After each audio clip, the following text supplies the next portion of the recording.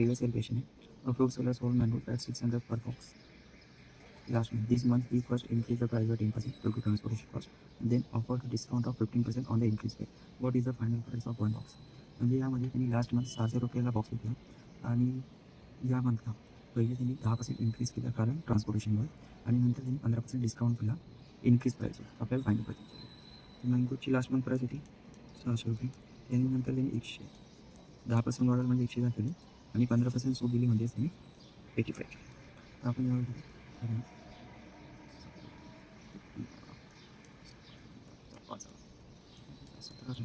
17 into 3 51, 51 into 11 6 वर. Sir thank you.